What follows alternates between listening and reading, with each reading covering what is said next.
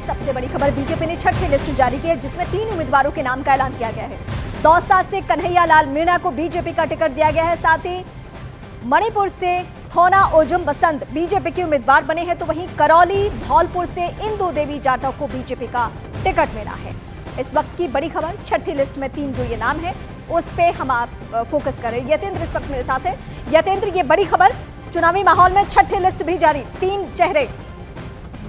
देखिए, बिल्कुल 3 चेहरे, नए चेहरे बीजेपी ने छठी लिस्ट में दिए हैं। अगर इन लिस्ट की बात करें तो तीनों ही सिटिंग सांसद बीजेपी के थे। तीनों सीटों पर तीनों का ही टिकट बीजेपी ने काट दिया है, जिसमें करौली धौलपुर से इंदु देवी जाटव को दिया गया है। पहले यहाँ पर मनोज राजौरिया इस सीट से सांसद थे, लेकिन उनका फीडबैक अच्छा नहीं था, जिसको देखते हुए अब इंदु देवी जाटव को नए चेहरे के तौर पर बीजेपी सामने लाई है। वहीं दौसा से कन्हैया लाल मीणा को यहाँ पर टिकट दिया गया है, जिसको और मीणा यहाँ से सांसद थी, लेकिन उनकी जगह पर अब कन्हैया लाल मीणा को दिया गया। हालांकि यहाँ से जो किरोड़ी लाल मीणा हैं, बीजेपी के कद्दावर नेता है, राजस्थान में दिग्गज नेता के तौर पर जाने आते हैं, वो अपने भाई के लिए मांग रहे थे इस टिकट, इस जगह को, लेकिन इस सीट को उनके भाई को ना देकर कन्हैया लाल मीणा को दिया गया। ऐसे ही इनर मणिपुर से भी नया नाम सामने आया है, थोना ओजम बसंत कुमार सिंह। यहाँ से विदेश राज्य मंत्री राजकुमार रंजन सिंह बीजेपी के सांसद थे, विदेश राज्य मंत्री थे, लेकिन उनका भी टिकट काटकर यहाँ पर थोना ओजम बसंत कुमार सिंह को दिया गया। यानी कि छठी लिस्ट में 3 नाम, 3 सीटों की घोषणा की और तीनों ही जगहों पर नए उम्मीदवार बीजेपी ने उतारे हैं, क्योंकि एक एक सीट